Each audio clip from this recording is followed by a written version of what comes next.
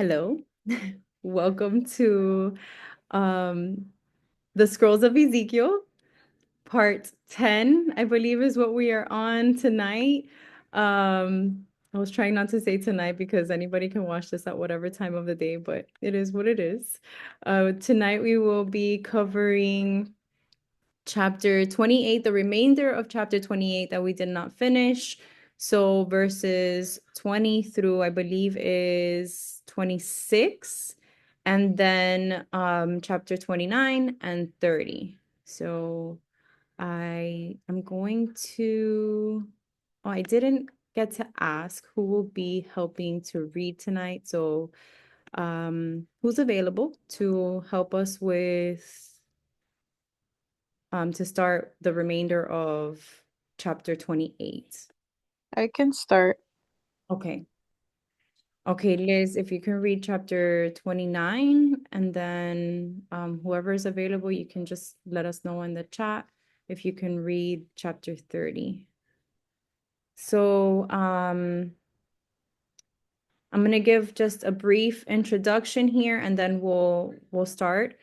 Because this portion is very short and we're going to be reading about the Sidonians and then there's two scriptures that give us hope at the end of chapter 28. So the Sidonians in the book of Genesis, and tonight we're going to look at some genealogies again. We're going to do some historical studying as well because we're talking about Sidon, and then more the larger portion of this study is about Egypt, and the prophecies against Egypt. So we're gonna look into that.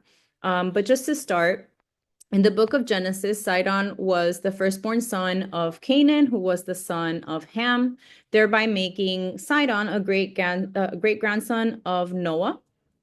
And as we've studied over the last few portions with the prophecies against the opposing nations of Israel, the Canaanites shared numerous similarities, including many of the same gods with their close neighbors in the southern Levant, which was like the region. And well, I could go back. I'll see if I go back later on with the little map that I've shown before.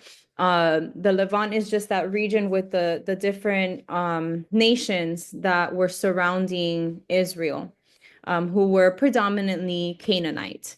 So we'll see when we start reading the connecting precepts that the wicked Queen Jezebel was a Sidonian who married King Ahab, an Israelite, causing Israel much trouble.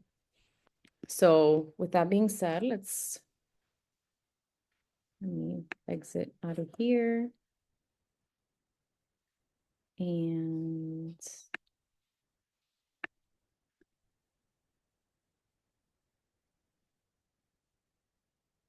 okay, so let me scroll down.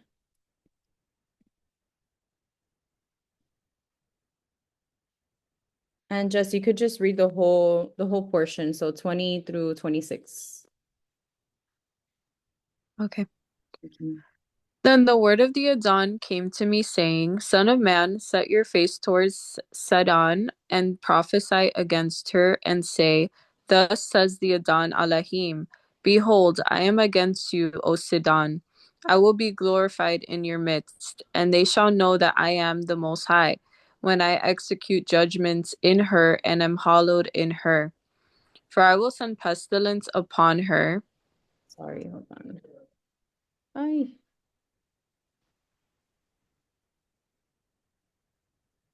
okay.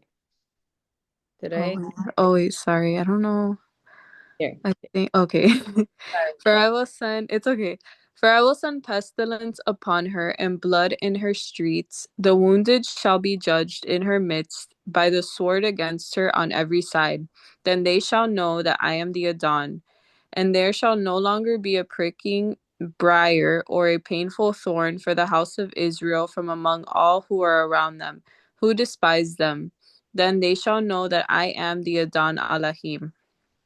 Thus says the Adon Alahim, when I have gathered the house of Israel from the peoples among whom they are scattered, and am hallowed in them in the sight of the Gentiles, then they will dwell in their own land which I gave to my servant Jacob, and they will dwell there safely, build houses, and plant vineyards. Yes, they will dwell securely when I execute judgments on all those around them who despise them. Then they shall know that I am the Adon, their Elohim. Beautiful. Thank you so much. So as I mentioned, we have just a very brief portion here from 20 through 24, speaking about Sidon. So this is, let me go, I'm gonna try to pull up the map as I mentioned. Come over here.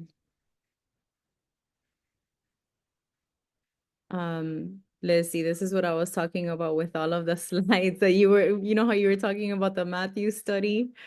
I feel it. I feel you on that with all What? the slides.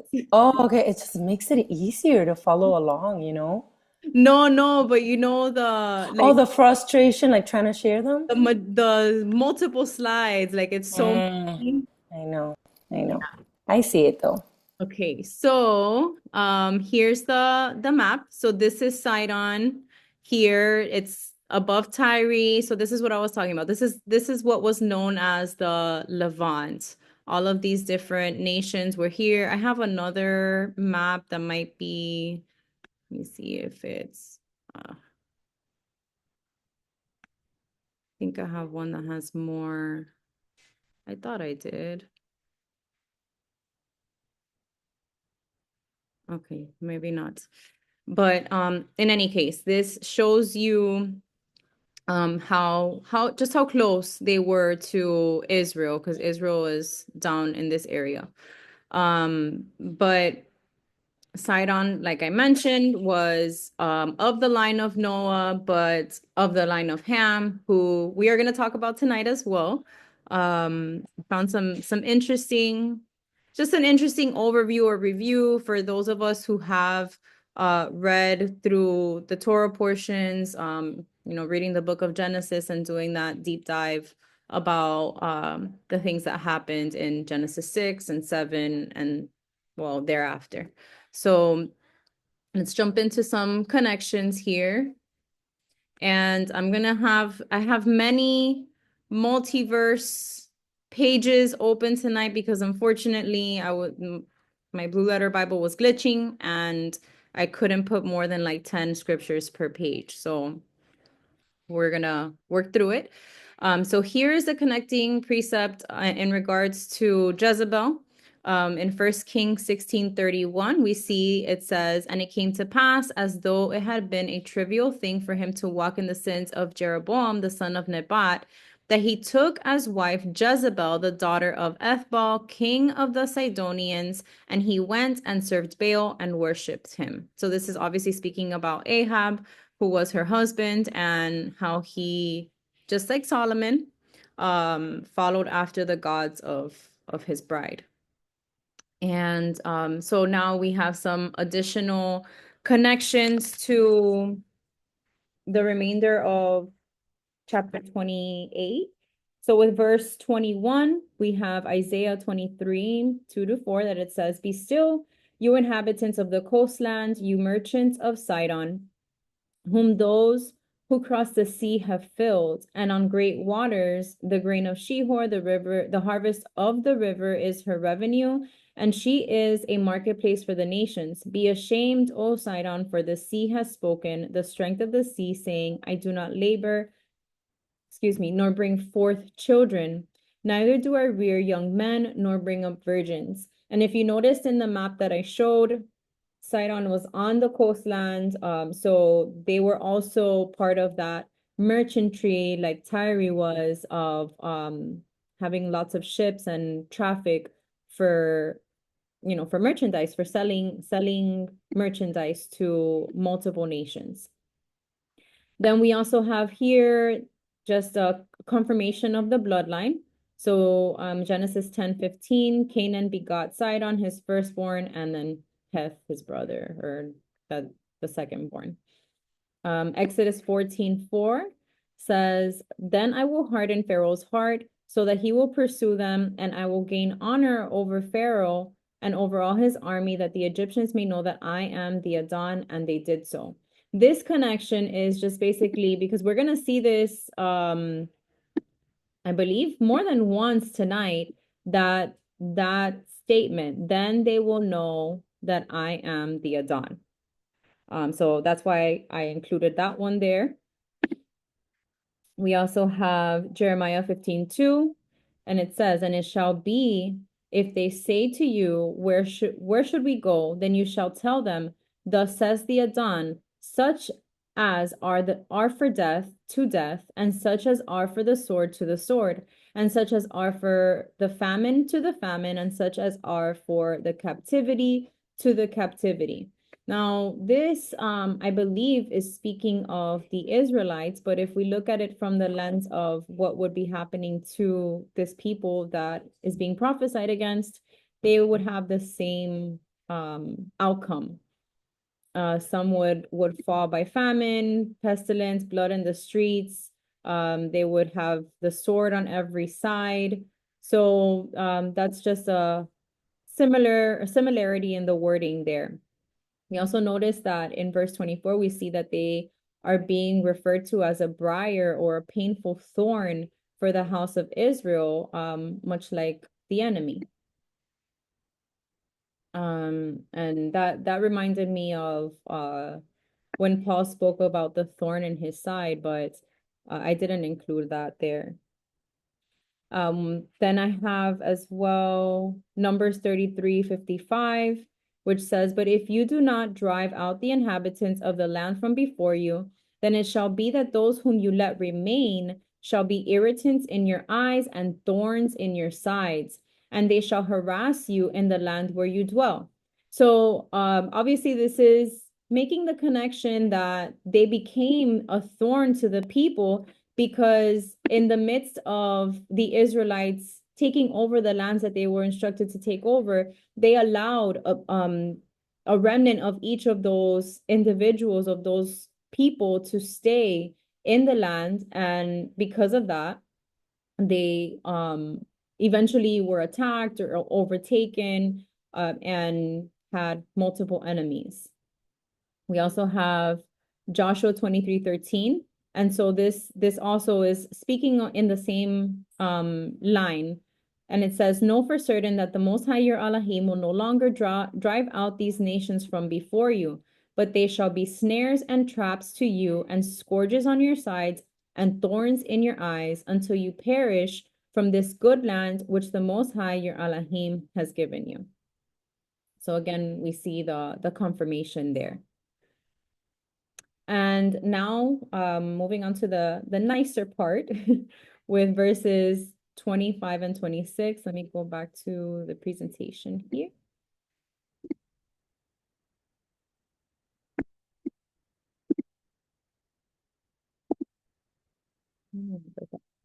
Okay, so sandwiched between all of these terrible prophecies against these nations that were enemies of the Israelites, we have these two beautiful verses in 25 and 26, which are a prophecy, and it speaks to the eventual restoration and return to the land that was promised to the Israelites by the Most High.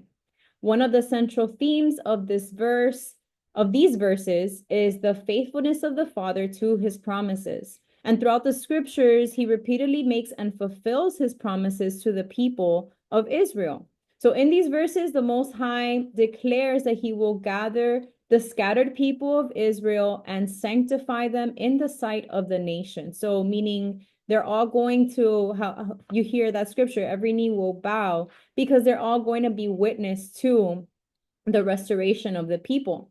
And this also indicates that he will set apart his people as holy and distinct, demonstrating his power and faithfulness to the rest of the world. So I included these two precepts here because, you know, these are key precepts to remind us of who we are called to be. So Exodus 19:6 says, you will be for me a kingdom of priests and a holy nation. These are the words you are to speak to the Israelites. And First Peter 2:9, we all know that one very well. It says, but you are a chosen people, a royal priesthood, a holy nation, the Most High's special possession, that you may declare the praises of him who called you out of darkness into his wonderful light. I don't know about you, but that precept always gives me the goosebumps. It always, gives me that reassurance that I am on a path of following my Heavenly Father and not looking to the right or to the left, just wanting to be that royal priesthood that he has called me to be, in order to be connected to him, not for any blessings, not for anything special that he would give me here on this earth, but so I am able to inherit those kingdom riches that are priceless. So that's now we're gonna go into these other scriptures that hold promise. Revelation 21:4, and it says, and the Most High will wipe away every tear from their eyes. There shall be no more death, nor sorrow, nor crying.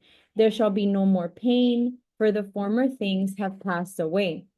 Leviticus 25:18-19, it says, so you shall observe my statutes and keep my judgments and perform them, and you will dwell in the land in safety. Then the land will yield its fruit, and you will eat your fill and dwell there in safety. And this, of course, is a promise that was given to the Israelites before they entered into the promised land. But we know that he tells the beginning from the end and the end from the beginning. So everything is connected because that is what we're going to return to. We also have Hosea 1:11, and it says, then the children of Judah and the children of Israel shall be gathered together and appoint for themselves one head, and they shall come up out of the land, for great will be the day of Jezreel. And again, the book of Hosea always gives so much promise. I highly recommend, if you haven't seen it, that you would watch the study that Liz did on the book of Hosea. It's portioned out into sections, but she really does a great job of breaking down all of the connections, even the names of the sons of Hosea, and just everything that has to do with the promise of redemption through repenting and turning away from sin, and just how much he truly loves us. So we also have Amos 9:14-15, and it says, I will bring back the captives of my people Israel. They shall build the waste cities and inhabit them. They shall plant vineyards and drink wine from them. They shall also make gardens and eat fruit from them. I will plant them in their land, and no longer shall they be pulled up from the land I have given them, says the Most High, your Elohim. This particular scripture, I believe, is so beautiful. The book of Amos, chapter 9 in particular, does speak a lot about agriculture. And as we know, the Most High, he speaks in parables, and refers to us as trees, as seeds that are being planted on good soil, on rocky soil, on all different types of plains, to give the example of those who are actually in line with him and bearing that good fruit. So I thought this portion, or this section right here, is very key to remind us of looking towards bearing those fruits of the Spirit that he endeavors for us to bear. We also have Jeremiah 33:16, and it says, and in those days, Judah will be saved and Jerusalem will dwell safely. And this is the name by which she will be called, the Most High, our righteousness. So beautiful way to end chapter 28. Although, again, like I said, there's a lot of negative or condemnation that it's sandwiched in between. So we're going to kind of go back into that now with chapter 29. Let me go back over here, move to the next chapter.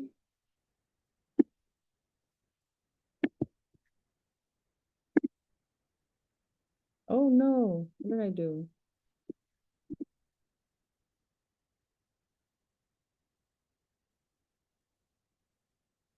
Mhm. Okay.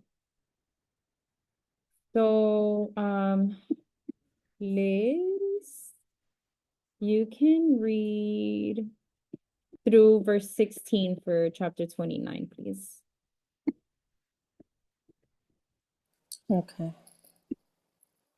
Um, in the 10th year, in the 10th month, on the 20th day of the month, the word of the Adon came to me, saying, Son of man, set your face against Pharaoh, king of Egypt, and prophesy against him, and against all Egypt. Speak and say, Thus says the Adon Elohim, Behold, I am against you, O Pharaoh, king of Egypt, O great monster who lies in the midst of his rivers. Who has said, My river is my own, I have made it for myself? But I will put hooks in your jaws and cause the fish of your rivers to stick to your scales. I will bring you up out of the midst of your rivers, and all the fish in your rivers will stick to your scales. I will leave you in the wilderness, and all the fish of your rivers. You shall fall on the open field. You shall not be picked up or gathered. You shall not be picked up or gathered. Ooh. I have given you as food to the beasts of the field and to the birds of the heavens. Then all the inhabitants of Egypt shall know that I am the Adon, because they have been a staff of reed to the house of Israel. When they took hold of you with the hand, you broke and tore all their shoulders. When they leaned on you, you broke and made all their backs quiver. Therefore, thus says the Adon Elohim, surely I will bring a sword upon you and cut off from you man and beast. And the land of Egypt shall become desolate and waste, and they will know that I am the Adon, because he said, The river is mine, and I have made it. Indeed, therefore I am against you and against your river, and I will make the land of Egypt utterly waste and desolate, from Migdol to Syene, as far as the border of Ethiopia. Neither foot or of man shall pass through it, nor foot of beast pass through it, and it shall be uninhabited 40 years. I will make the land of Egypt desolate in the midst of the countries that are desolate, and among the cities that are laid waste. Her cities shall be desolate for 40 years. And I will scatter the Egyptians among the nations and disperse them throughout the countries. Yet thus says the Adon Elohim, at the end of 40 years I will gather the Egyptians from the peoples among whom they were scattered. I will bring back the captives of Egypt and cause them to return to the land of Pathros, to the land of their origin. And there they shall be a lowly kingdom. It shall be the lowliest of kingdoms. It shall never again exalt itself above the nations, for I will diminish them so that they will not rule over the nations anymore.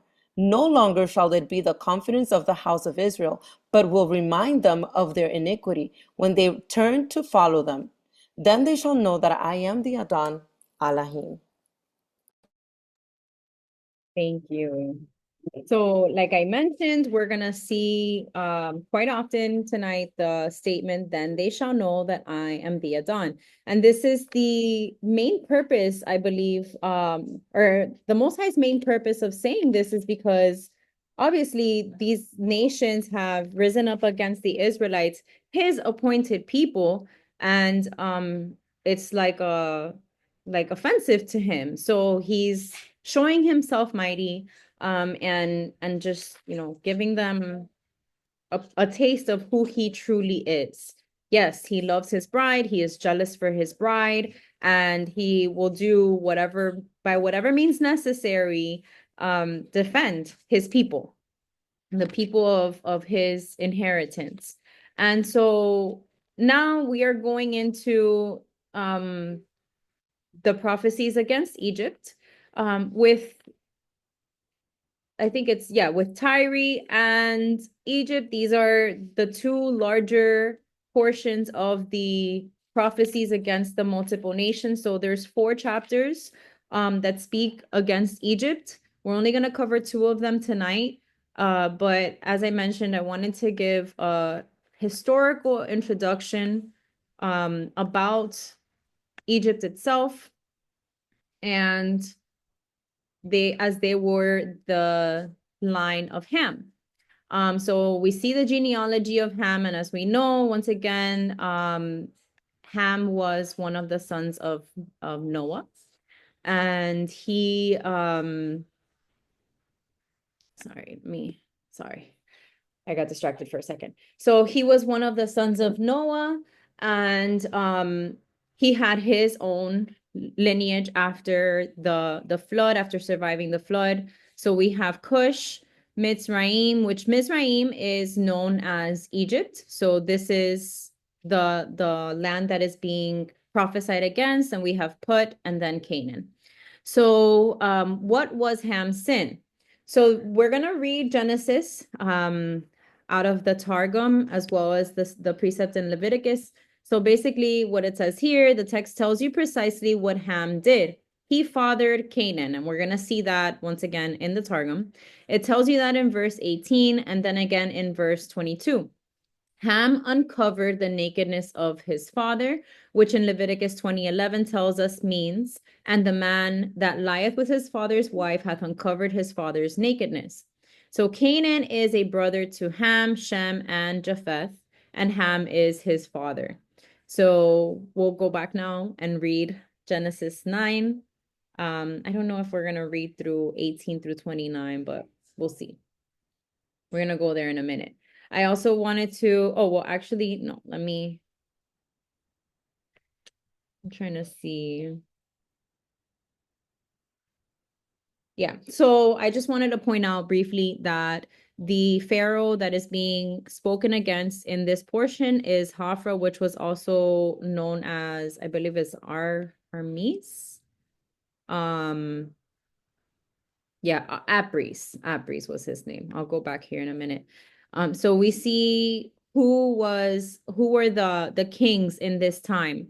And something that I found interesting when I came across this chart was that for a time Egypt divided into three different kingdoms. So they had gotten so large and there was division among the bloodlines.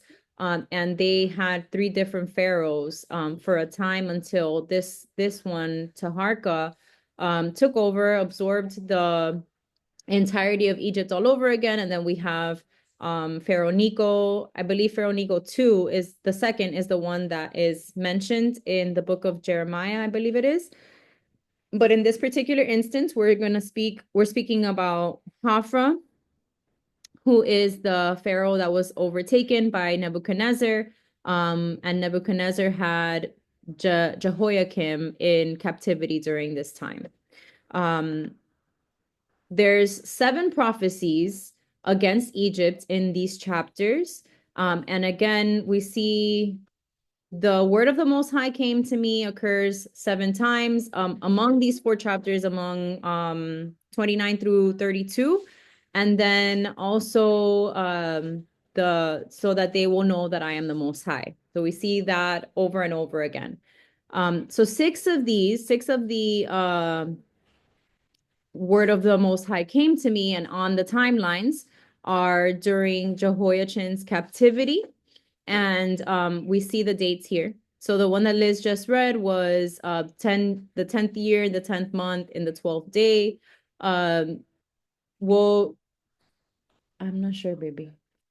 So we're just gonna, this is the portion that we are in, because we're gonna go into 17 and on afterwards. But it kind of goes out of order, as you can see here. So we have chronologically the chapter 29, then 30, 31, 32, but the end of chapter 29 jumps all the way to 570 BC, which is once that pharaoh is overtaken. So all of these prophecies are during the reign of this pharaoh, and Jerusalem is besieged, or was besieged, in the 9th year, on the 10th month, on the 10th day, which was right before this time frame began.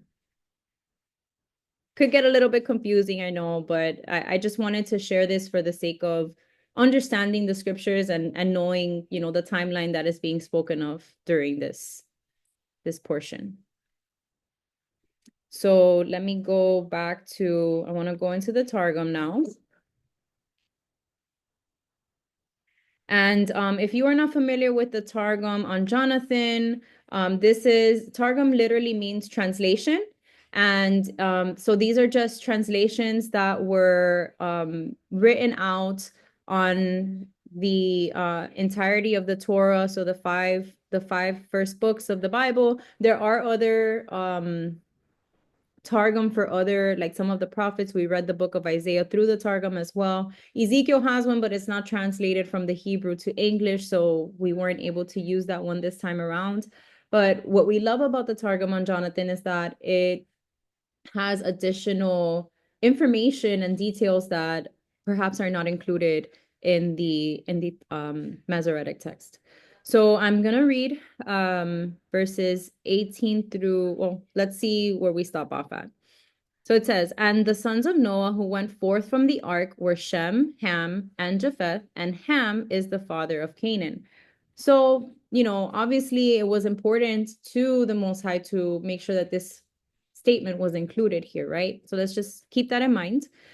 These are the three sons of Noah, and from them they were spread abroad to dwell in the earth. And Noah began to be a man working in the earth, and he found a vine which the river had brought away from the Garden of Eden. Sorry, I'm trying to move stuff around so I can get to the scroll bar. And he planted in a vineyard, and it flourished in a day, and its grapes became ripe, and he pressed them out. And he drank of the wine and was drunken, and he made himself naked in the midst of his tent. And Ham, the father of Canaan, beheld the nakedness of his father and showed to his brethren without. And Shem and Japheth took a mantle and bare it upon the shoulders of each, and went backward and covered the nakedness of their father. And their faces were turned back, and the nakedness of their father they did not behold. And Noah awoke from his wine, and knew by the relation of a dream what had been done to him by Ham his son, who was inferior in worth on the account that he had not begotten a fourth son. And he said, accursed is Canaan, who is his fourth son. A serving servant shall he be to his brethren.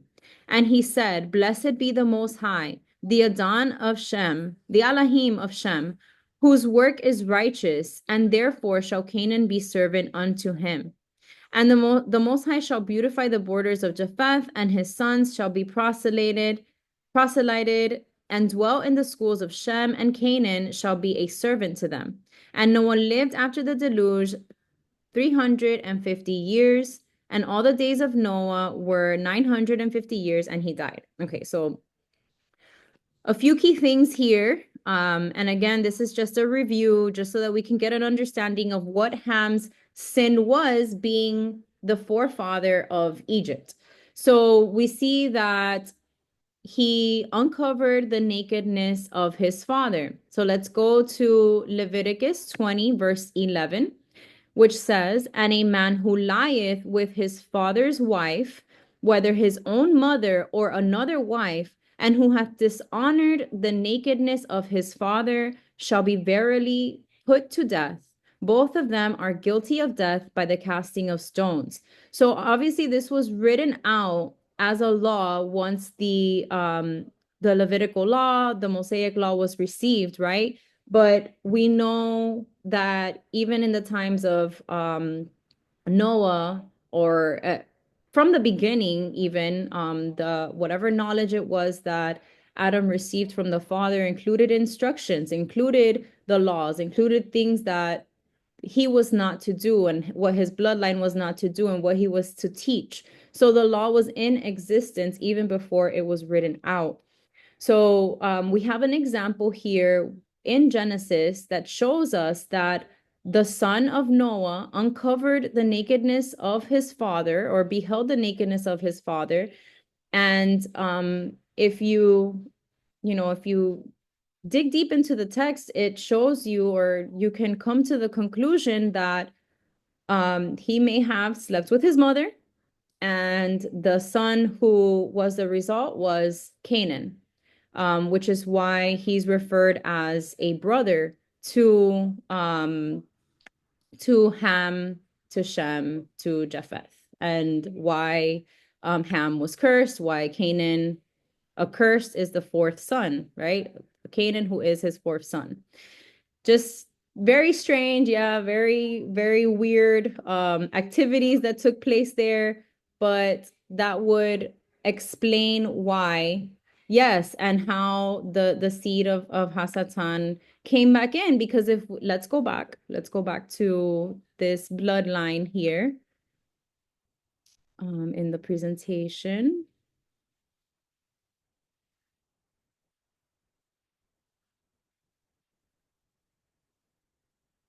If we go back, we can see that we have the Philistines are mentioned here, the Hittites, the Hivites, the Amorites. We have Sidon, just basically Nimrod. All of these different, the Assyrians are even listed here. So all of these different peoples, nations that were sinful, that included giants, Nephilim type or Rephaim or however, whichever ones they were, but they were mixed breeds, and they came into existence through the bloodline of Ham. Yes, they come from the curse, exactly. Yes. So yeah, that's just one thing that I wanted to point out. And that's why the second time they'll be wiped out with fire. Oh, really, Sylvie? I could imagine the stuff that you saw in those museums. Yeah. Gross. Yeah, I can imagine. Hmm. Okay. So I'm just gonna go into some of the connections now. All right, so right off bat, I had, oh man. Yeah, see, I'm missing, or do I have the wrong one here? Let me see.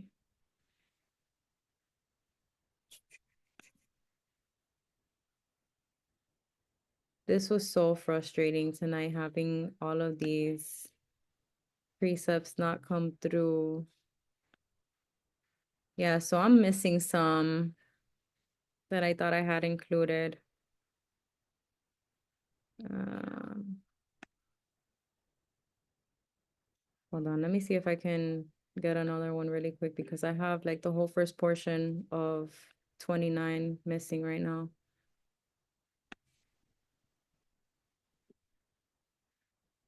Sorry, everybody. Let's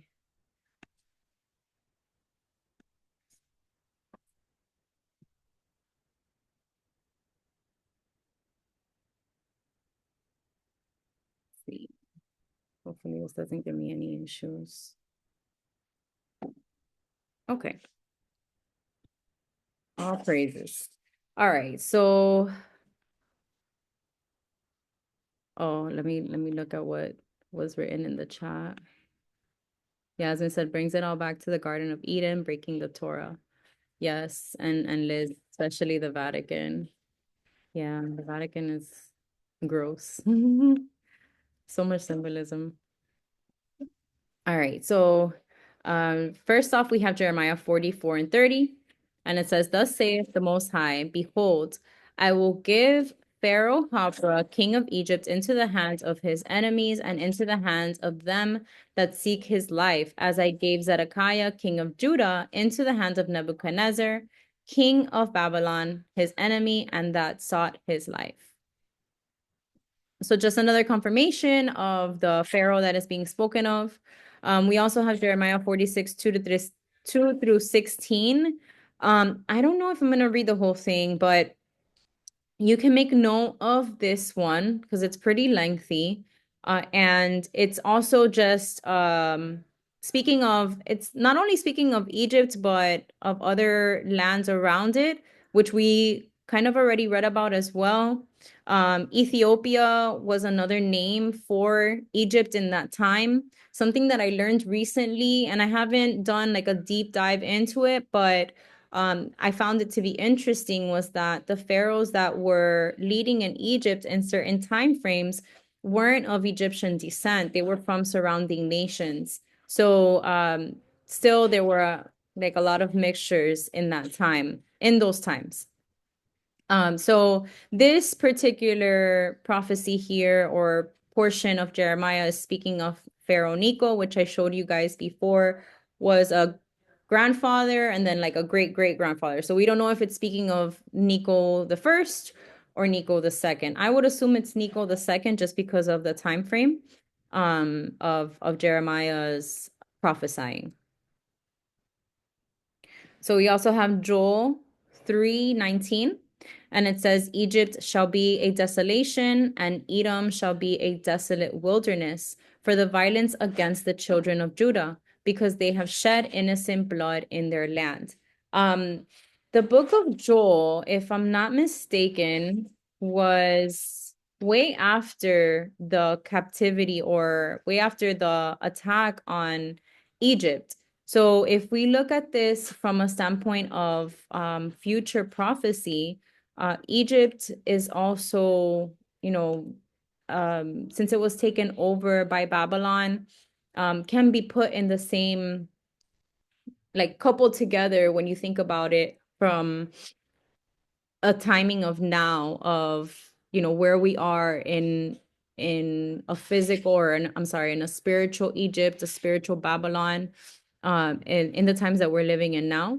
So I feel that the book of Joel is very apocalyptic in nature and speaks to a future desolation of Egypt. I was trying to pull up the chart that I have of the prophets. Let me see if we can pin the time. Okay, so trying to look here where Joel is listed. My eyes fail me. Oh no, so I'm sorry. Joel was actually before um Isaiah and before Ezekiel and Jeremiah and Daniel. So it was before the captivity. But because of the wording of that book, I still believe personally that it has a lot of connotations to future prophecies. Yes, so hope for our loved ones. Yes, that book is beautiful. The book of Joel is beautiful. It's very twofold with what it speaks about. But yeah, definitely gives a lot of hope. All right, so I also have Zechariah 14:18 through 19. And it says, And if the family of Egypt go not up and come not, that have no rain, there shall be the plague wherewith the Most High will smite the heathen that come not up to keep the Feast of Tabernacles. This shall be the punishment of Egypt and the punishment of all nations that come not up to keep the Feast of Tabernacles. And if you've read Zechariah 14, it does speak about, all of the nations coming up to the mountain to worship the Most High at the Feast of Tabernacles in the last days. So again, if you think about that from a point of view of future prophecy, the people who still have Egypt in them, who still have Babylon in them, and are choosing not to worship the Most High, not go up to the mountain and worship Him, that's what's going to happen to them. There shall be a plague, and they will be smitten or smitten.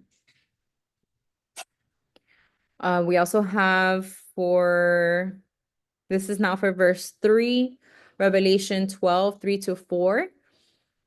And it says, And there appeared another wonder in heaven, and behold, a great red dragon having 7 heads and 10 horns and 7 crowns upon his heads. And his tail drew the third part of the stars of heaven and did cast them to the earth. And the dragon stood before the woman, which was ready to be delivered for to devour her children as soon as it was born. And this dragon with the 7 heads and 10 horns is the multiple nations that come against Israel. And so there's a connection here with Egypt being one of those 7 heads. I've seen recently a lot of people interpreting the 10 horns as 10 nations that are going to come together for the one world order or one world religion. We're definitely living in prophetic times and end time prophecy.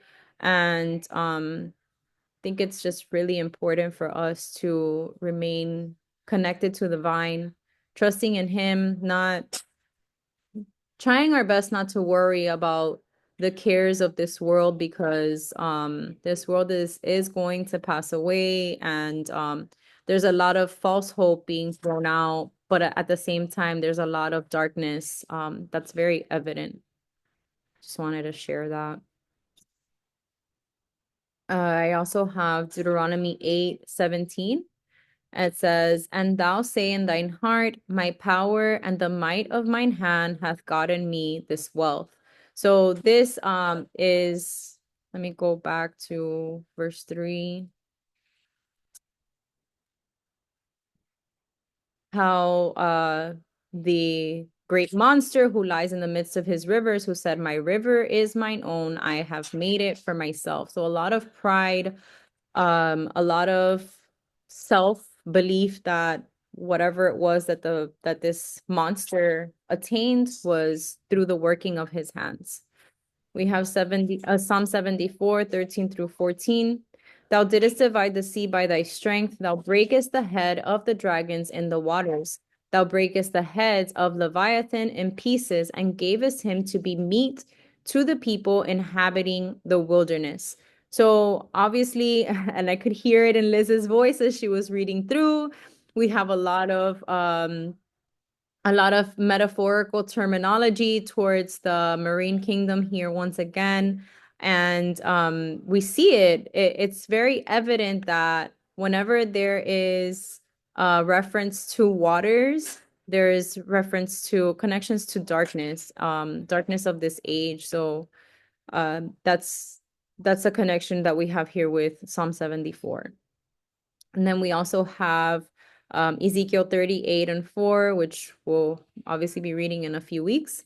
"And I will turn thee back and put hooks into thy jaws, and I will bring thee forth and all thine army, horses and horsemen, all of them clothed with all sorts of armor, even a great company with bucklers and shields, all of them handling swords." So this again is speaking of the Most High's wrath towards the nations who are against his people. So just wanted to include that one there as well. And then we have also Zechariah 14. No, hold on.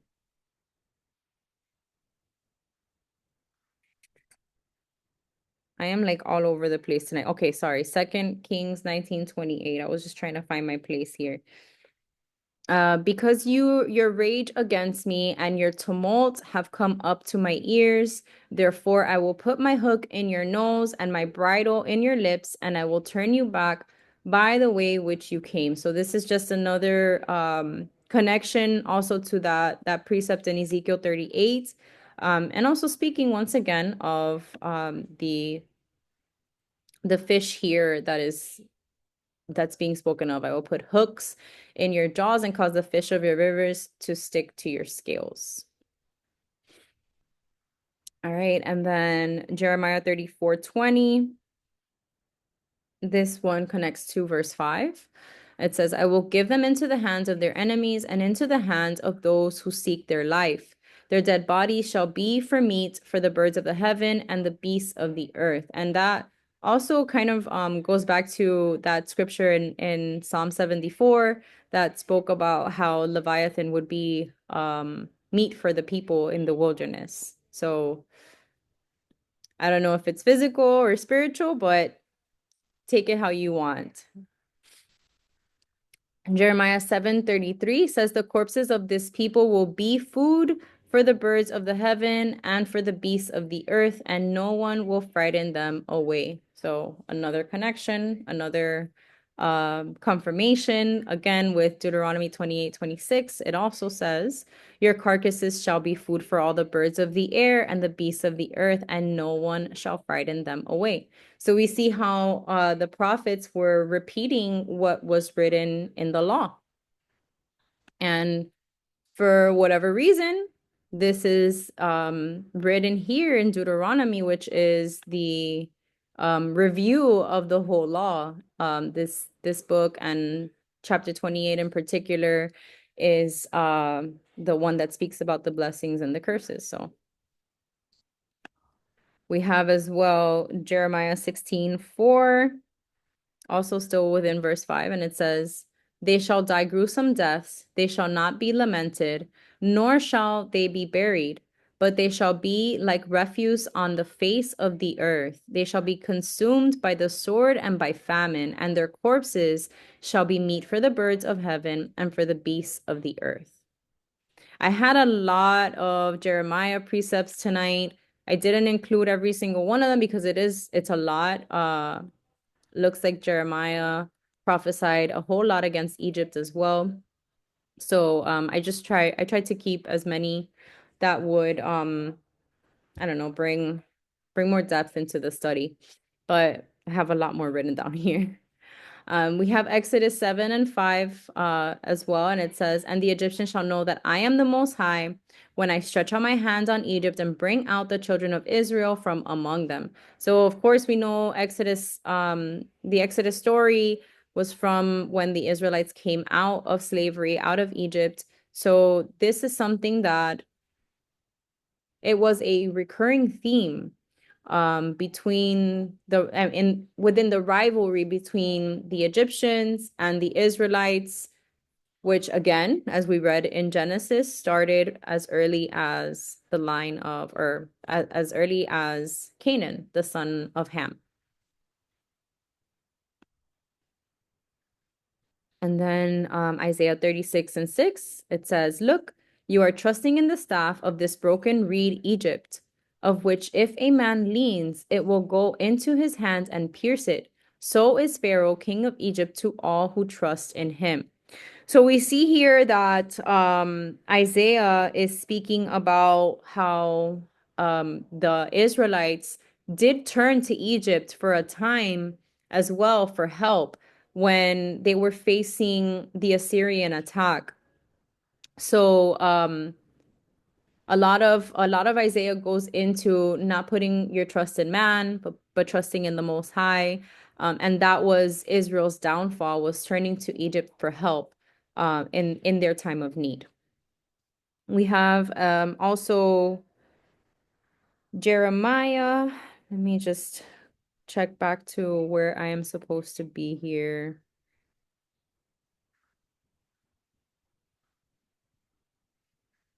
I don't know why I have this one. I'm gonna skip over this one because, well, actually, let me just read it. Oh, okay. Actually, let me go back to the slides because I think there's something that I needed to mention.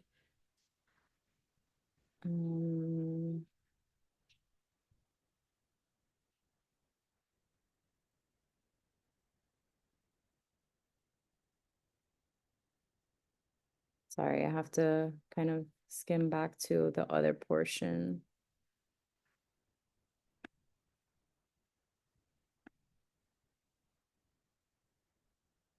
Yes, okay. So I hadn't read this part here. Okay, so the sins and punishments of Egypt. So Pharaoh Hophra was filled with pride and would be brought low. And this is, we already read this precept of Jeremiah 44:30. So Hophra, also known as Apries, is known outside the Bible. And this is something that I got from another study on Ezekiel, and it's referencing these Egyptian inscriptions with reflections in Babylonian inscriptions regarding Nebuchadnezzar's defeat of Hophra in 572 BC. and replacing him on the throne of Egypt with a general named Amasis, who later rebelled against Babylonia and was again suppressed. Egypt had given false hope and unreliable support to Israel. So again, we read this one right now, the Isaiah 36:6. We're going to read Jeremiah 37, 5 through 7 now. Egypt would be desolate for 40 years. We just read that now as well in verses 8 through 14 of chapter 29. And it would never again rise to its previous prominence. So these are the prophecies that were against Egypt in that time, the things that Ezekiel spoke through the Most High. We'll come back to this one after. So let's go back to the connecting precepts here. So we have Jeremiah 37, 5 through 7, and it says, Then Pharaoh's army came up from Egypt, and when sorry, I'm so sorry if I'm going too fast. Do you want me to go back to the slide? I know it's a lot of okay, hold on. Let me go back. Thank you. I can take a quick No problem. snapshot. No problem at all. Can you see it, or do you want me to do the full The other one. It was the other slide. The Oh, one right. before that one. Sorry. Yes. There you go. Thank you. You can continue now. Okay. And anyone, let me know if you want me to repeat anything. If I am going too fast, I'm so sorry. I think this historical stuff is pretty cool, though. I had fun learning this stuff. So I hope I'm conveying it appropriately as well. But again, let me go back here. I think I was on verse. Oh, good deal, Michelle. Good deal. Okay, verse 6. Then the word of the Most High came to prophet Jeremiah, saying, Thus says the Adon, the Elohim of Israel, thus you shall say to the king of Judah, who sent you to me to inquire of me, Behold, Pharaoh's army, which has come up to help you, will return to Egypt, to their own land. So basically, just confirming here that they were turning towards Egypt wrongfully. They didn't need to turn to these nations. And we see it again in Lamentations 4:17. Still our eyes failed us, watching vainly for our help. In our watching, we watched for a nation that could not save us. Much like today, there's a lot of corruption among the multiple nations who are turning towards each other for help. One has the money, the other one has the goods, the other one has the political strength, the other one has the religious strength, and it all becomes a monopoly of control for the entire world. And so it's just basically history repeating itself over and over again. And that's one of the reasons why I really like digging in this way, because you're able to see how things have just nothing, it's nothing new under the sun. And that's scripture too, right? We see it over and over again, that we are not to depend on man, but depend on the Most High to be our protection, our sustenance, and remain under the shadow of his wing. All right, so we also have Isaiah 31:3, and it says, Now the Egyptians are men and not God, and their horses are flesh and not spirit. When the Most High stretches out his hands, both he who helps will fall, and he who is helped will fall down. They all will perish together. I'm trying to remember where I included, because I had, well, we'll see if we go back through it. All right, so also Proverbs 25:19 says, Confidence in an unfaithful man in time of trouble is like a bad tooth and a foot out of joint. So just more confirmations. Psalms 146, 3 through 4. Do not put your trust in princes, nor in a son of man, in whom there is no help. His spirit departs, he returns to his earth. In that very day, his plans perish. Nothing has changed, exactly. Psalm 118, 8 through 9. It is better to trust in the Most High than to put confidence in man. It is better to trust in the Most High than to put confidence in princes. So he gives us these warnings over and over again, yet over and over again, the people do not learn and continue to lean on those different different nations, different peoples. I think I had included Second Chronicles 7:14, and I didn't write it down, but it came to me as I was doing the study. And this is one of those very overused um scriptures, but I think it's very key here as well, that the sum of all of this altogether is, if my people which are called by my name shall humble themselves and pray and seek my face and turn from their wicked ways, then will I hear from heaven and will forgive their sin and will heal their land.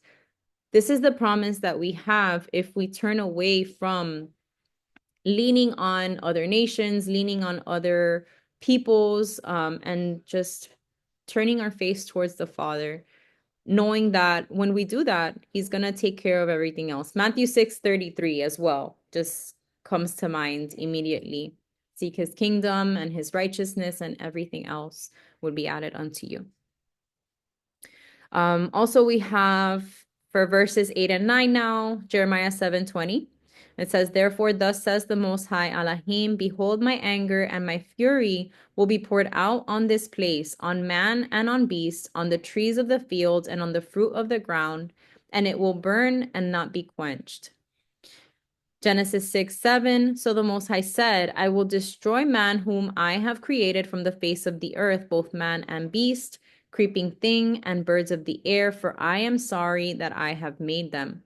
So we see, obviously this happened, this is what he said before the flood. But unfortunately, there was still a corrupted seed that was of the line of Noah that continued the corruption throughout the span of time, unfortunately.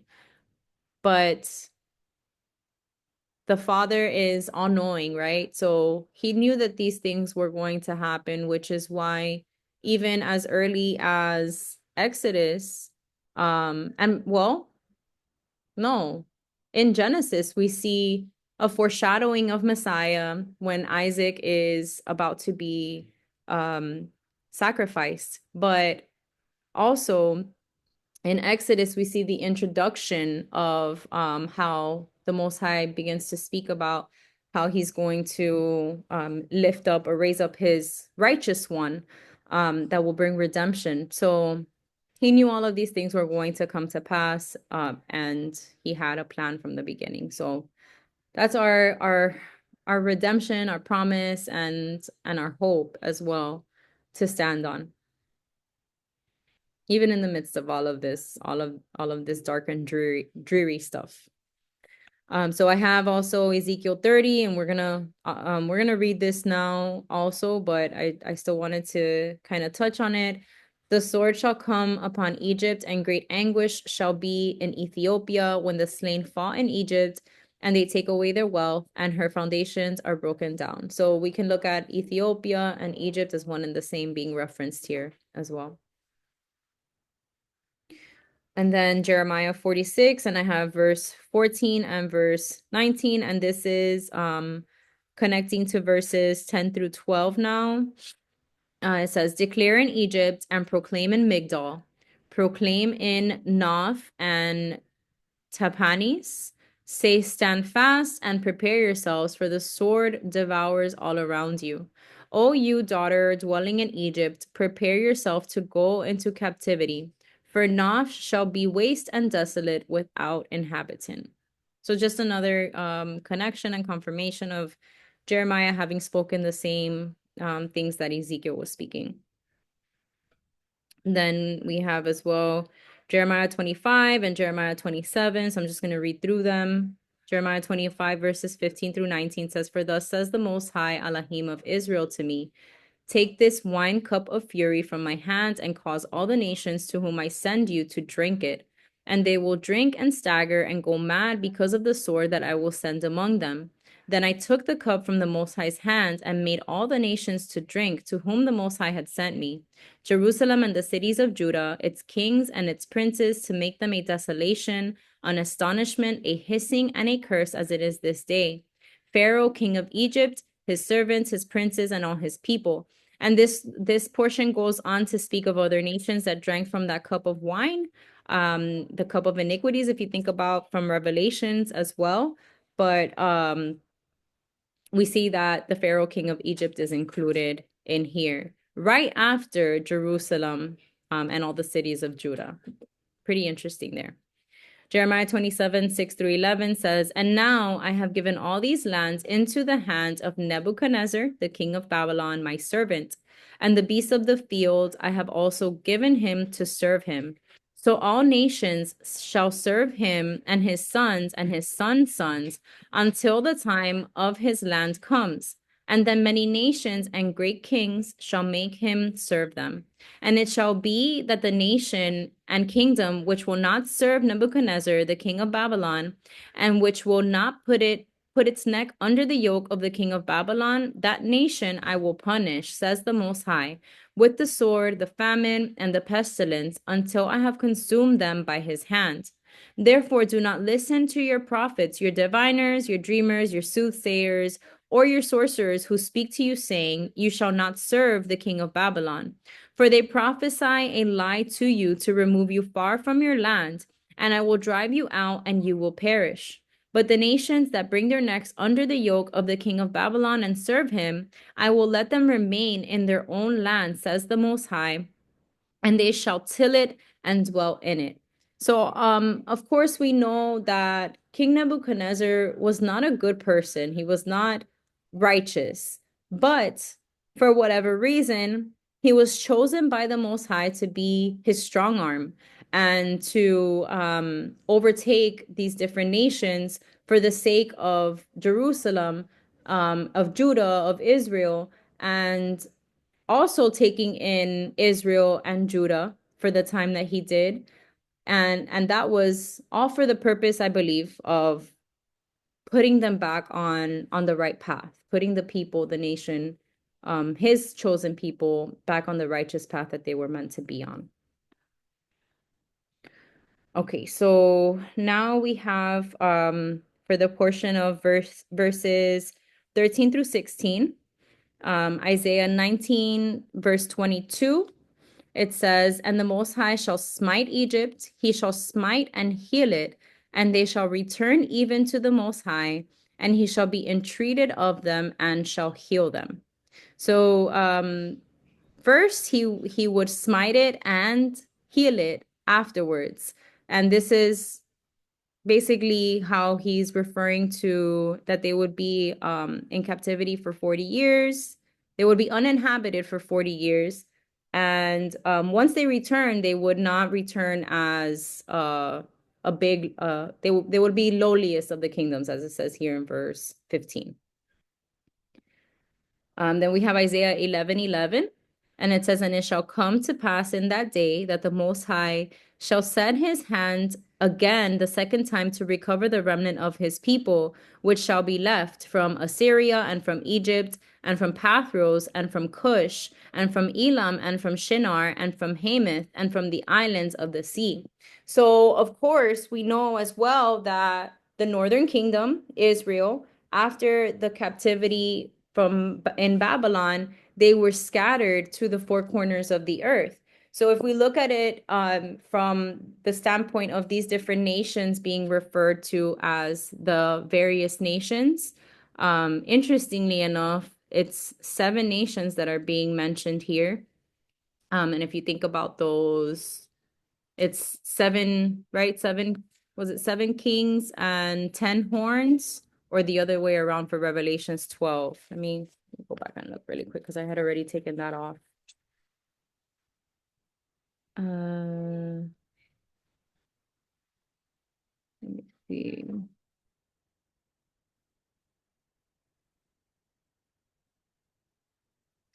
Seven heads and 10 horns and 7 crowns. So not saying outright that these are the 7 nations that were being referenced in the book of Revelation, but just the fact that there's always that theme of 7 different nations that are being mentioned as the opposing nations of Israel. I just think that it's interesting.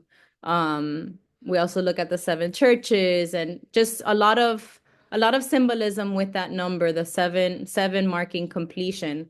But here he's saying that the Most High is going to gather his people from these various nations. So although these nations were against Israel, there were also of his people who were scattered to these nations that would return to him. We also have Zechariah 10:11, and it says, "And he shall pass through the sea with affliction, and shall smite the waves in the sea, and all the deeps of the river shall dry up." Yes, baby. Shall dry up, and no. And the pride of Assyria shall be brought down, and the scepter of Egypt shall depart away. So just another confirmation of what would be happening to Assyria and Egypt, which were both nations that were overtaken by Babylon. Then Jeremiah, just want to make sure that I stay on track. Okay, so no, this next portion is for verses 17 through 20. Okay, so now we can go back to the text. Liz, you can read through just the rest of it, 17 through 21. And it came to pass in the 27th year, in the first month, on the first day of the month, that was a full moon, that the word of the Adon came to me, saying, Son of man, Nebuchadnezzar, king of Babylon, caused his army to labor strenuously against Tyre. Every head was made bald, and every shoulder rubbed raw. Yet neither he nor his army received wages from Tyre, for the labor which they expended on it.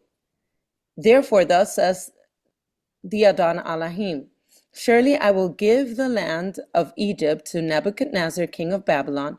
He shall take away her wealth, carry off her spoil, and remove her pillage, and that will be the wages of his army, for his army.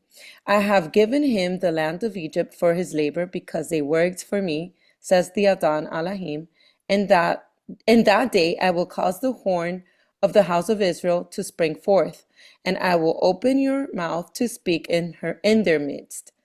Then they shall know that I am the Adon. All right. So a shorter portion, but still a lot of connections. But let's go back to the presentation because I have some other nuggets to share, just break down here.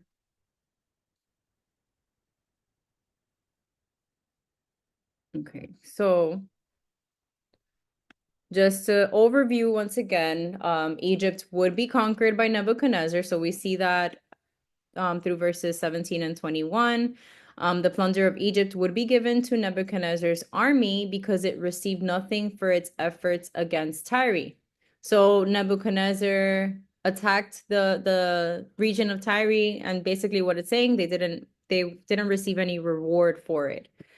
Israel would return to power at the time the power and wealth of Egypt waned. This is verse 21, which is speaking of the horn that would rise up. So we'll go back to these once we get into chapter 30.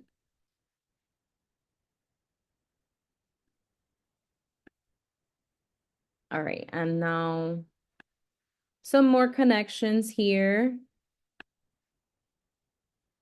I feel like everything is so out of order with this blue letter Bible tonight.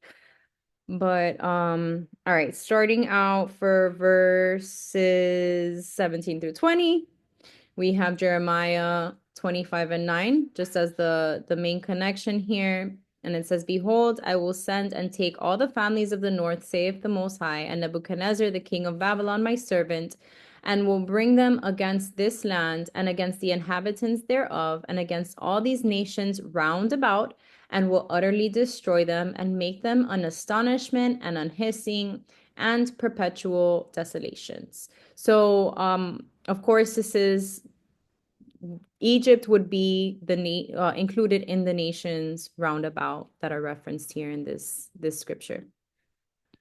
Now, speaking of the horn in verse 21, so we're gonna read a few prophetic messages here. We have Psalm 132:17, and it says, "There will I make the horn of David to bud. I have ordained a lamp for mine anointed." Psalm 148:14. He also exalteth the horn of his people, the praise of all his saints, even of the children of Israel, a people near unto him. Praise ye the Most High. Then Luke 1:68 through 70. Blessed be the Adon Elohim of Israel, for he hath visited and redeemed his people, and hath raised up a horn of salvation for us in the house of his servant David, as he spake by the mouth of his holy prophets, which have been since the world began. So we are making a connection here with our beautiful Messiah being that horn that is spoken of by the holy prophets, which have been since the world began. Jeremiah 23:5. Behold, the days come, saith the Adon, that I will raise unto David a righteous branch, and a king shall reign and prosper, and shall execute judgment and justice in the earth. And the last one is Isaiah 27:6, and it says, He shall cause them that come of Jacob to take root, Israel shall blossom and bud, and fill the face of the world with fruit. So, just like chapter 28, here we have at least one more scripture at the end of chapter 29 that gives us hope of our salvation through our beautiful Messiah. So that is chapter 29. And we're making good time here tonight. I should have included one more chapter. All right, so let me go to the next one. Eileen, thank you for volunteering to read. You can start with, I'll let you know what to read through. Okay, so read 1 through 19 to start. Okay. The word of the Adon came to me again, saying, Son of man, prophesy and say, Thus says the Most High, Wail, woe to the day, for the day is near, even the day of the Most High is near. It will be a day of clouds, the time of the Gentiles. The sword shall come upon Egypt, and great anguish shall be in Ethiopia. When the slain fall in Egypt, and they take away her wealth, and her foundations are broken down. Ethiopia, Libya, Lydia, all the mingled people, Chub, and the men of the lands who are allied shall fall with them by the sword. Thus says the Most High, those who uphold Egypt shall fall, and the pride of her power shall come down from Migdol to Sion. Those within her shall fall by the sword, says the Most High Elohim. They shall be desolate in the midst of the desolate countries, and her cities shall be in the midst of the cities that are laid waste. Then they will know that I am the Most High, when I have set a fire in Egypt, and all her helpers are destroyed. On that day, messengers shall go forth from me in ships to make the careless Ethiopians afraid, and great anguish shall come upon them, as on the day of Egypt, for indeed it is coming. Thus says the Most High God, I will also make a multitude of Egypt to cease by the hand of Nebuchadnezzar, king of Babylon. He and his people with him, the most terrible of the nations, shall be brought to destroy the land. They shall draw their swords against Egypt and fill the land with the slain.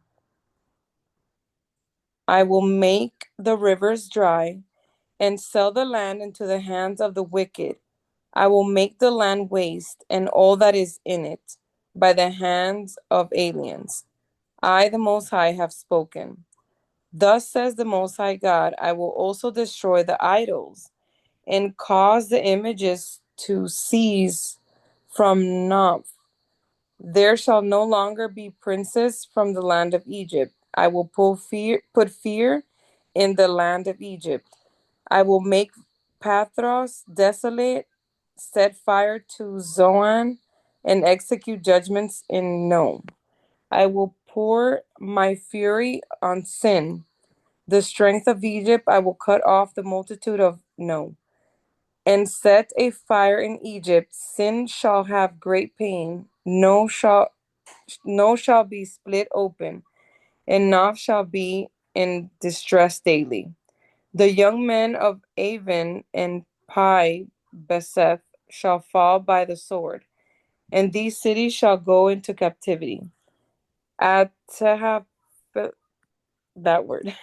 The day shall also be darkened when I break the yokes of Egypt there, and her arrogant strength shall cease in her. As for her, a cloud shall cover her, and her daughters shall go into captivity. Thus I will execute judgment on Egypt. Then they shall know that I am the Most High. Thank you. So again, closing out all of the proclamations against this people of Egypt is, then they shall know that I am the Adon. So we see it over and over again. He wants to make sure that his presence is known, that his presence is acknowledged, his majesty is given its place because he is the creator of all things. So this chapter 30, Egypt's judgment, as we see, would be complete. Verses 1 through 19, as we saw, let me see, back in the timeline portion. Well, verses 1 through 19 are not listed here, but we're gonna read in verse 20 how it continues to go on with the timing. But it's not until looking now at the time frame, it's not until 15 years later that the Pharaoh is, or that Egypt is overtaken. So these prophecies were all, Egypt was being, I guess, ridiculed through the prophets for quite some time before they were actually overtaken. Egypt's allies would feel the pain and anguish of their destruction by Nebuchadnezzar. So those are the surrounding nations that we just read about: No, Noph, Sin, and as I mentioned before, Ethiopia and Egypt were kind of like one and the same. And then we see in verse 3 that says the day of the Most High is obviously a reference to the Most High's temporal judgment on Egypt in human history, but we can look at it also in the spiritual sense, once again, of the future judgment through Messiah. And then verses 13 through 19, Egypt's idolatrous cities would be laid waste throughout the land. And then we're going to see this now. I'm just going to read it now because I don't have anything further as far as these slides. That the arm of Pharaoh would be broken in the remaining proclamation against Pharaoh himself in the remainder of this chapter. Okay, so let's look at some connections now.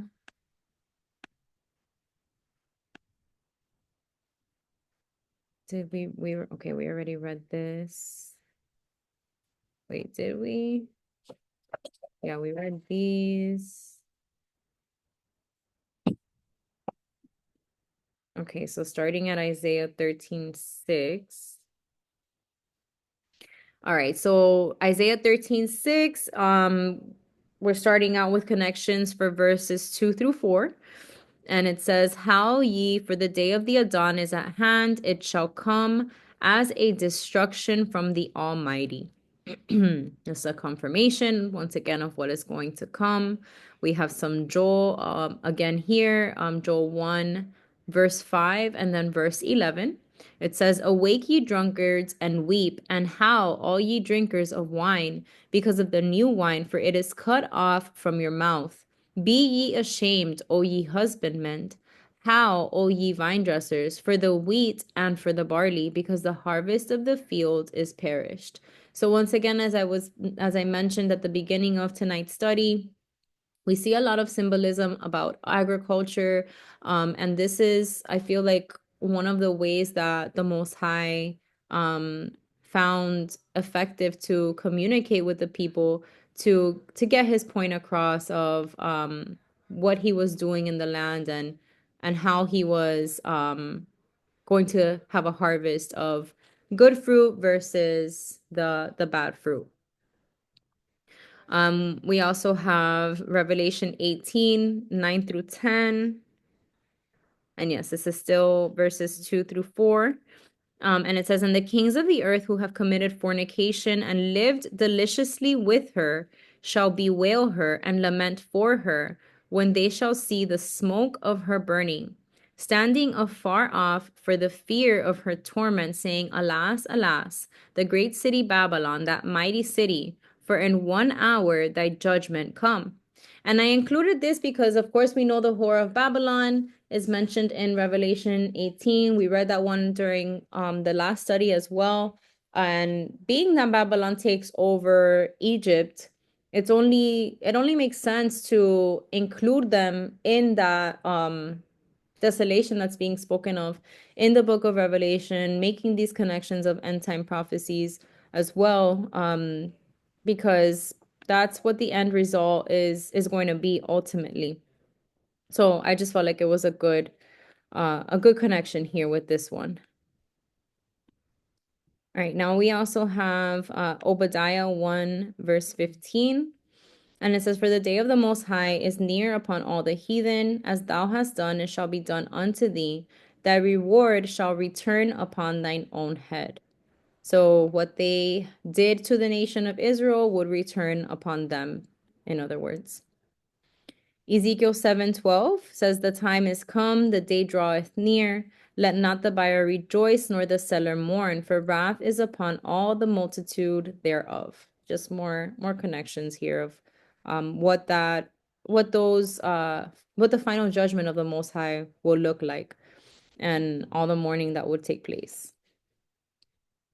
Ezekiel 29:12 says, "And I will make the land of Egypt desolate in the midst of the countries that are desolate, and her city among the cities that are laid waste shall be desolate 40 years. And I will scatter the Egyptians among the nations and will disperse them through the country." So I know we just read this in the previous chapter, but I just wanted to make the connections between the two chapters, because once again, 29 through 32 are all connected to one another.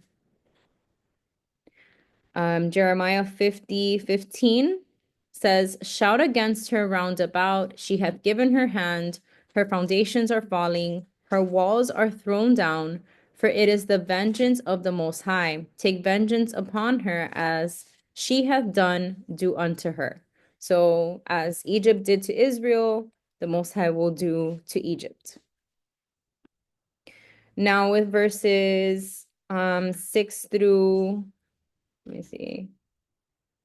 Oh no, we're still within the same portion. So verses 2 through 4. Isaiah 23 through 6, and it says, "And the Most High said, Like as my servant Isaiah hath walked naked and barefoot 3 years for a sign and wonder upon Egypt and upon Ethiopia, so shall the king of Assyria lead away the Egyptians prisoners and the Ethiopian captives, young and old, naked and barefoot, even with their buttocks uncovered, to the shame of Egypt. And they shall be afraid and ashamed of Ethiopia, their expectation, and of Egypt, their glory. And the inhabitants of this isle shall say in that day, Behold, such is our expectation. Whither we flee for help to be delivered from the king of Assyria, and how shall we escape?" So we see there was a lot of rivalry among these nations that were opposed also to Israel and Judah. So Assyria, Egypt, Babylon, they were all against each other.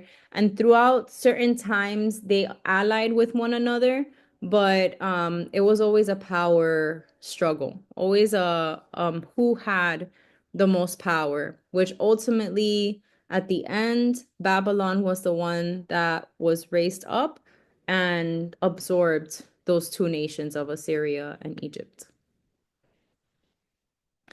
Then Amos 1:10 and 14. It says, "But I will send a fire on the wall of Tyrus, which shall devour the places thereof. But I will kindle a fire in the wall of Reba, and it shall devour the palaces thereof with shouting in the day of battle, with a tempest in the day of the whirlwind." So these are also regions that were within, I believe, were within Egypt. Then we have for verse 9, Isaiah 18:1 through 2, and it says, "Woe to the land shadowing with wings, which is beyond the rivers of Ethiopia, that sendeth ambassadors by the sea, even in vessels of bulrushes upon the waters, saying, Go ye swift messengers to a nation scattered and peeled, to a people terrible from the beginning hitherto, a nation melted out and trodden down, whose land the rivers have spoiled."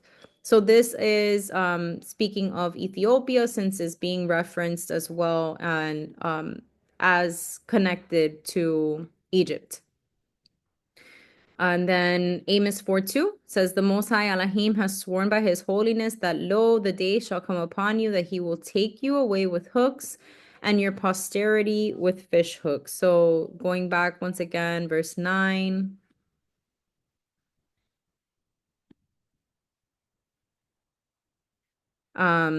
This is not speaking of the fish hooks as it did in chapter 29, but it is talking about uh the messengers that shall go forth in ships, and just the connections once again to the marine kingdom as it stands. I think this scripture though in Amos 4:2 maybe goes better with chapter 29. So I'm not sure why I placed it here. Then we have Zephaniah. Let's see. Yeah, Zephaniah 1:17 through 18, connecting now these with verses 10 through 12. So the next few precepts will be connected to 10 through 12. And it says, "And I will bring distress upon men, that they shall walk like blind men, because they have sinned against the Most High. And their blood shall be poured out as dust, and their flesh as the dung. Neither their silver nor their gold shall be able to deliver them in the day of the Most High's wrath. But the whole land shall be devoured by fire of his jealousy. For he shall make even a speedy riddance of all them that dwell in the land." And then Habakkuk 1:6 through 9. "For lo, I raised up the Chaldeans." The Chaldeans is another name also for the Egyptians or the Mizrites. "That bitter and hasty nation which shall march through the breadth of the land to possess the dwelling places that are not theirs. They are terrible and dreadful. Their judgment and their dignity shall proceed of themselves. Their horses also are swifter than the leopards, and are more fierce than the evening wolves. And their horsemen shall spread themselves, and their horsemen shall come from far. They shall fly as the eagle that hasteth to eat. They shall come all for violence. Their faces shall sup up as the east wind, and they shall gather the captivity as the sand." So this is basically making a connection now how Egypt was being used as well as part of the attack against the people of Israel when they were out of covenant, when they were doing things that were not right also. So it just goes to show you once again that the Most High is going to use nations as he feels fit or as he sees fit. for the purposes of correction and judgment. And I also had Revelation 16:12 here, still connecting through 10 through 12. So I just wanted to go back. This one is basically I will connecting to verse 12 more so than anything else, Revelation 16:12. So it says, once again, I will make the rivers dry and sell the land into the hands of the wicked. Revelation 16:12 says, and the sixth angel poured out his vial upon the great river Euphrates, and the water thereof was dried up, that the way of the kings of the east might be prepared. And this connection is because in the sense of where Egypt is located, the river Euphrates is in the midst of that area. So wherever that land might be, the Bible tells us that the river Euphrates is within the midst of it. Yes, yeah, it is. It is very end time. Very, very end time. So many connections. I think once you have that understanding of the scriptures from the beginning to the end, you're able to see the end from the beginning throughout all of it. And okay, so verse 13, we have 1 Corinthians 10:26, which says, for the earth is the most high and the fullness thereof. So once again, it says in verse 13, for thus says the Most High Elohim, I will also destroy the idols and cause the images to cease from naught. There shall be no longer be princes from the land of Egypt. I will put fear in the land of Egypt. So not just verse 13, I just think this chapter as a whole, it's a confirmation, that this is his land and he can do whatever he wants with it. He is the creator of all things. So all right, now Zechariah 10:11 with verse 13.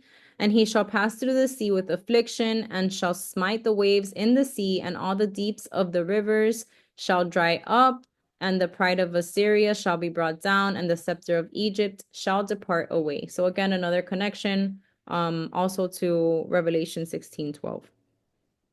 With verse 14, we have Jeremiah 46:25, and it says, the Adon of hosts, the Elohim of Israel, saith, behold, I will punish the multitude of No and Pharaoh and Egypt with their gods and their kings, even Pharaoh, and all them that trust in him.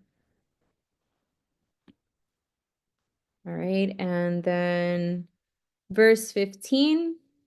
And I heard a great voice out of the temple saying to the seven angels, go your ways and pour out the vials of wrath upon the Elohim, the wrath of Elohim upon the earth. So let's go back to verse 15, which said, I will pour my fury on sin, the strength of Egypt. I will cut off the multitude of No. So can't help but connect those two there, right? Then also Nahum 1:6, who can stand before his indignation, and who can abide in the fierceness of his anger? His fury is poured out like fire, and the rocks are thrown down by him.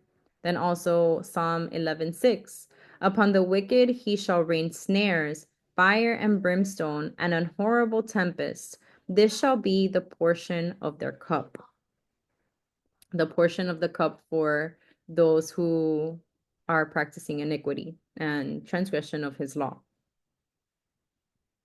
Verse 18, we have Isaiah 10:27, and it says, and it shall come to pass in that day that his burden shall be taken away from off thy shoulder, and his yoke from off thy neck, and the yoke shall be destroyed because of the anointing.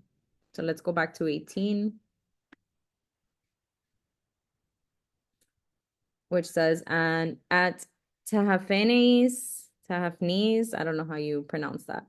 The day shall also be darkened when I break the yokes of Egypt there, and her arrogant strength shall cease in her. As for her, a cloud shall cover her, and her daughters shall go into captivity. And then Matthew 24:29. Immediately after the tribulation of those days shall the sun be darkened, and the moon shall not give her light, and the stars shall fall from heaven, and the powers of the heavens shall be shaken. So we see connections once again between Egypt and even what's uh the clouds. The clouds shall cover her, that they shall also be darkened. All the signs in the heavens that will be at play as well. So we also have Joel 3:15. The sun and the moon shall be darkened, and the stars shall withdraw their shining. And then let me go back up here. Isaiah 14:11. Thy pomp is brought down to the grave, and the noise of thy viols. The worm is spread under the tree, and the worms cover thee. So activities in the heavens and activities in below the earth as well. Isaiah 5:30. And in that day they shall roar against them like the roaring of the sea. And if one look into the land unto the land, behold darkness and sorrow, and the light is darkened in the heavens thereof. I think that's it for this portion. Oh no, verse 19.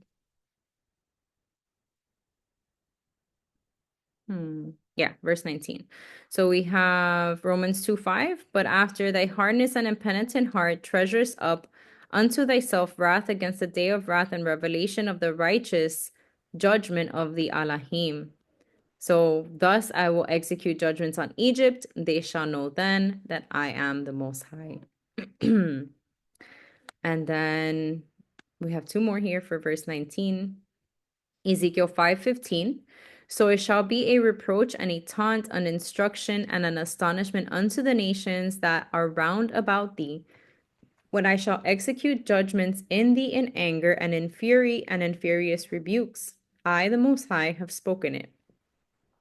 And finally, Revelation 17:1, and it says, And there came one of the seven angels which had the seven vials, and talked with me, saying unto me, Come hither, I will show unto thee the judgment of the great whore that sitteth upon many waters. So this is what we are seeing being spoken of in regards to Egypt as well. All right, so with that being said, we'll finish out chapter 30. Eileen, you can read the remaining of the chapter. Okay. And it came to pass in the 11th year, in the first month, on the 7th day of the month, that the word of the Adon came to me, saying, Son of man, I have broken the arm of Pharaoh, king of Egypt, and see, it has not been bandaged for healing, nor a splint put on to bind it, to make it strong enough to hold the sword. Therefore, thus says the Most High, surely I am against Pharaoh, king of Egypt, and will break his arms, both the strong one and the one that was broken, and I will make the sword fall out of his hand. I will scatter the Egyptians among the nations and disperse them throughout the countries. I will strengthen the arms of the king of Babylon and put my sword in his hand.